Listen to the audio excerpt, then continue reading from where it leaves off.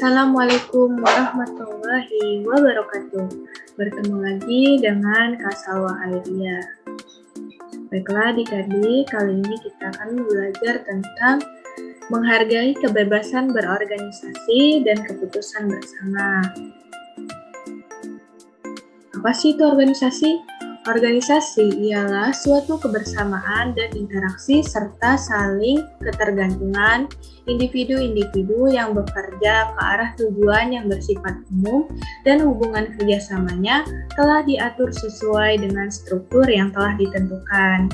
Organisasi adalah kumpulan orang-orang yang sedang bekerja bersama melalui pembagian tenaga kerja untuk mencapai tujuan yang bersifat umum. Tujuan dari organisasi. Nah, kita kan sudah tahu organisasi di dalam masyarakat itu banyak jenisnya. Di sekolah ada organisasi intrasekolah atau OSIS, organisasi pramuka, dan organisasi kesenian. Demikian pula di masyarakat lingkungan. Ada organisasi desa, RT, Karang Taruna, dan sebagainya. Setiap organisasi tersebut memiliki tujuan yang jelas sesuai dengan kepentingan dan kemauan bersama para anggotanya.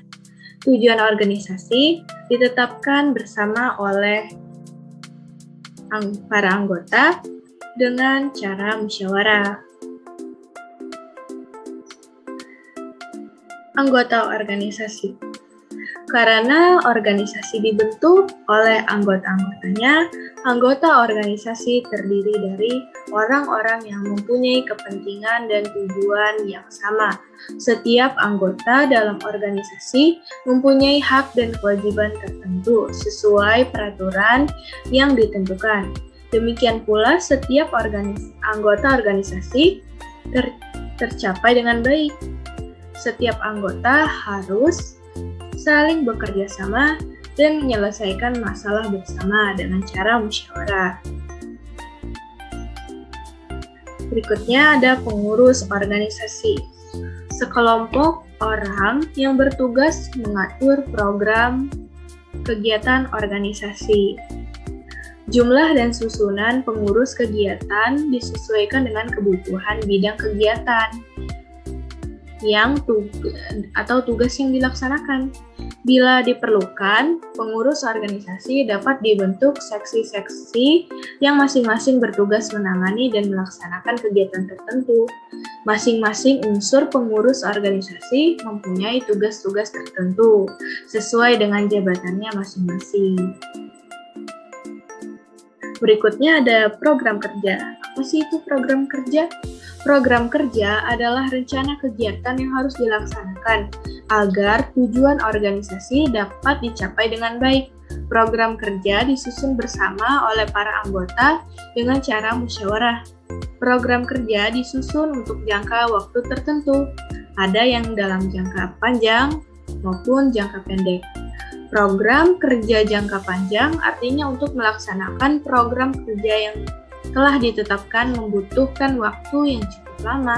Sedangkan program kerja jangka pendek untuk melaksanakan program kerja yang membutuhkan waktu yang singkat. Pengaturan dalam organisasi.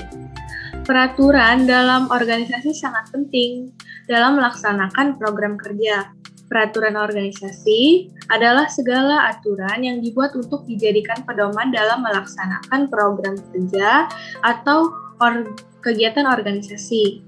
Peraturan organisasi dibuat bersama oleh para anggota secara musyawarah. Semua anggota organisasi harus patuh dan taat kepada aturan organisasi tersebut. Hal ini bertujuan agar tugas-tugas organisasi dapat berjalan dengan tertib dan lancar. Materi berikutnya adalah keputusan bersama. Apa sih itu keputusan bersama? Keputusan bersama adalah keputusan yang dibuat bersama dan dilaksanakan untuk kepentingan bersama, atau keputusan yang melibatkan semua orang yang berkepentingan. Keputusan bersama merupakan suatu ketetapan yang dilakukan oleh sekelompok orang atas suatu hal atau permasalahan. Sebelum orang-orang mendapatkan keputusan bersama, dilakukan pembicaraan, rapat, atau musyawarah dari orang-orang tersebut. Dalam pembicaraan tersebut, mereka saling memberikan ide, gagasan, pendapat, ataupun saran-saran tentang suatu masalah yang dihadapi. Jadi, dalam pembicaraan tersebut, ada suatu persoalan yang harus diselesaikan atau sebuah rencana yang harus dilakukan. Persoalan atau rencana tersebut merupakan milik bersama, bukan milik seseorang. Bentuk-bentuk dari keputusan bersama. Yang pertama, ada musyawarah. Musyawarah untuk mufakat adalah bentuk pengambilan keputusan bersama yang mengedepankan kebersamaan. Musyawarah dilakukan dengan cara mempertemukan semua pendapat yang berbeda-beda. Misalnya, keluarga, RT, atau desa. Mereka berkumpul di suatu pertemuan atau majelis, semua duduk bersama dan membahas persoalan yang perlu mereka musyawarahkan. Yang kedua, ada voting. Voting merupakan cara kedua jika musyawarah untuk mufakat gagal dilakukan. Cara musyawarah untuk mufakat tidak selalu membuahkan hasil. Hal ini terjadi bila ada perbedaan pendapat tidak dapat diselesaikan. Misalnya, beberapa pendapat dianggap sama baiknya, atau karena beberapa pendapat dianggap tidak menguntungkan semua pihak. Jika demikian, ditempuhlah pemungutan suara atau voting. Tujuannya adalah untuk mendapatkan keputusan bersama. Pemungutan suara biasanya disepakati oleh tiap-tiap pendukung pendapat yang berbeda. Sebelum dilakukan, diadakan kesepakatan, yakni setiap anggota akan menerima pendapat yang didukung oleh suara terbanyak. Dalam voting, pendapat yang memperoleh suara terbanyak menjadi keputusan bersama. Yang ketiga, ada aklamasi. Aklamasi adalah pernyataan setuju secara lisan dari seluruh anggota kelompok. Pernyataan setuju ini dilakukan untuk melahirkan keputusan bersama. Pernyataan setuju dilakukan tanpa melalui pemungutan suara. Aklamasi terjadi karena adanya pendapat yang dikehendaki oleh semua anggota kelompok. Keputusan bersama yang disetujui dengan cara aklamasi ini harus dilaksanakan oleh seluruh anggotanya. Kebebasan berorganisasi adalah hak setiap warga negara yang dijamin oleh Undang-Undang Dasar 1945.